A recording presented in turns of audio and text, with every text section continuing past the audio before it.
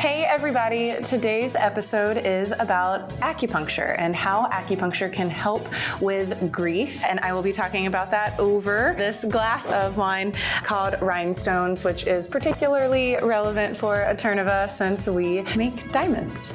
I am Tracy Wallace. If you like this kind of content, don't forget to click that button so that every time we post something new, you get a notification. Heads up to everybody there, only pour wine with your dominant hand. Not left-handed. This wine is from Portland, Oregon. On the back of it, it has a very nice website you can go to learn more about it. It's called bowandarrowwines.com. Based on the label and the fact that they have the URL back here, I bet it's a really cool looking site. Many fruity notes. Plum notes.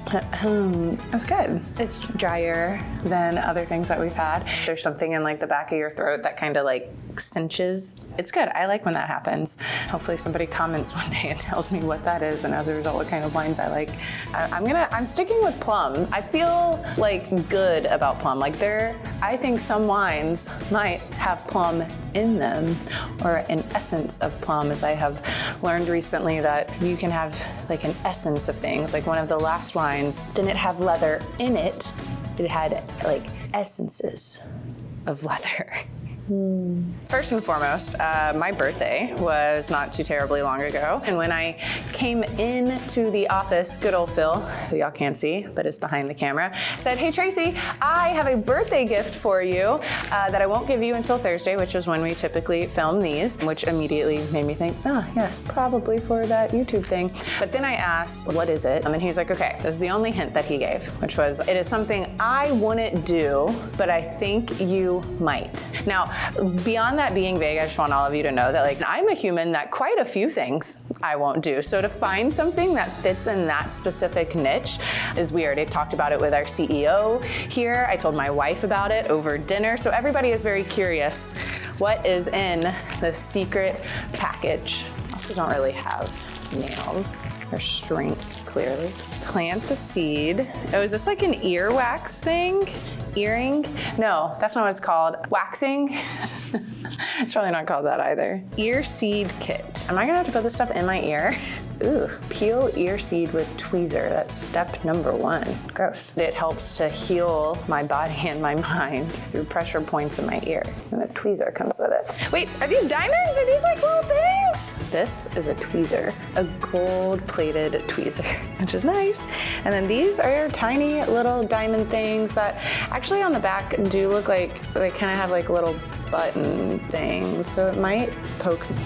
So few fun things. So we're supposed to be doing this about grief, and grief is not one of the things mentioned here, which is why we do videos like this and why we focus on just grief wellness in general, because a lot of people are grieving and we should be talking about it a little bit more often and kind of focusing on it with all the other wellness things that we're doing out there. But for now, I guess I'll choose the closest one, which will be stress relief. Plus, that one's in a nice spot that I actually might be able to do myself and like figure out. So I grabbed the seed, the ear seed.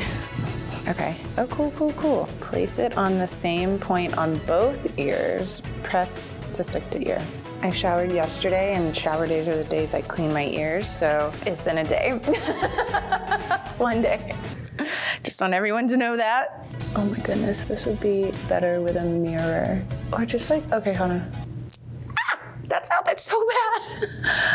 Is it there? Oh, it is. Okay, and then I stick it. All right, cool. It's there. It just feels kind of like a button. Like there's definitely like a little bit of pressure. The sound, I don't know if I just messed it up when I like put it on there a little bit, but the sound of this coming off of that ear seed, as they call it, was really upsetting. But other than that, it was great. Okay, now I gotta do the other side. Would highly recommend doing this in front of a mirror, but you can also not, like I am. So, oh no. Oh, okay, 2 down. This 3rd time will be the charm. Oh no, that's a nice spot. Get it and stick it. Okay, I'm already feeling relieved from stress. So these aren't needles, or they don't have like a sharp back, like they're not gonna draw blood. It seems to just be pressure. So I am a big believer in pressure points, acupuncture, I suppose in general. I've only done acupuncture for one period in my life, and that was after my stepdad had suddenly passed, and I sought out a therapist here in Austin. Actually, fun fact, if you are looking for therapists for whatever reason, whether it's grief or like anything else, it is actually super, super helpful to talk to people that you know, friends, family, or coworkers, because it was actually my coworkers, or one of them, who suggested the therapist that I finally like really had a connection with and really, really liked and stuck with for the next 6 months. And one of the things that she did differently was acupuncture, in which she would take the information that you talked about that day and work on fixing it. For instance, as a lot of people who are grieving do, I was having trouble sleeping and was waking up quite a bit. I think it was around 3 a.m. And I remember mentioning that to her, and during the acupuncture session, every time she would like do like a little prick or put a like needle in, she would explain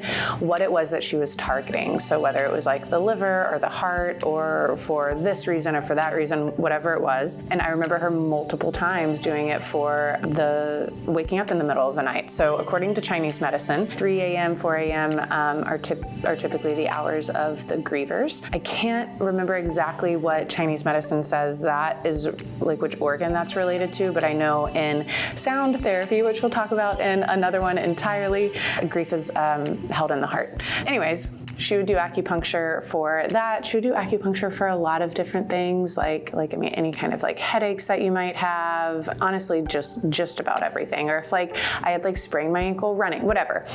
It was very, very helpful. Beyond that, it was an hour-long acupuncture session after the therapy, and that truly taught me that whether or not the acupuncture was incredibly helpful, what was incredibly helpful was having a full hour by myself, stuck on a bed because you can't move because you got a bunch of needles in you, kind of forced to sit with your own thoughts in a room that smells really good, in a room that's like, you know, it's a comfortable environment, you feel safe. But it was helpful because you have just released a bunch of information to somebody, and now you are trying to release it and trying to get better, or kind of find your way, find your new identity, find what's next. And I did find that incredibly, incredibly helpful.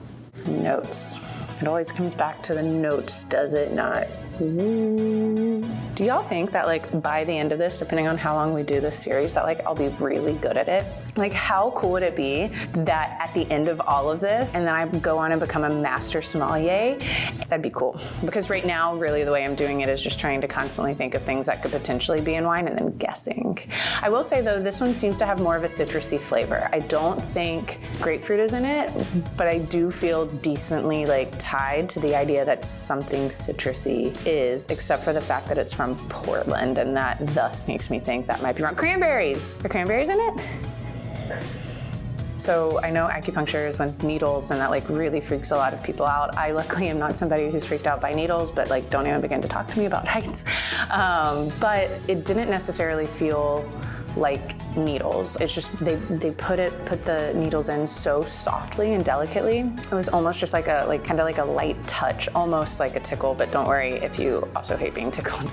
It's not that bad either. I will say the harder part is kind of the mentality as you're laying there afterwards, and like they're not in the room anymore, and you know you have like all these needles everywhere, like some on your face. They place them in my ear, they place them in like my Achilles heel and like the stomach, the lower stomach, often like in like wrists or like up here. Oh, always in the third eye. That one's weird. That one doesn't feel so much like a tickle. It's like there's a small needle in between my eyes.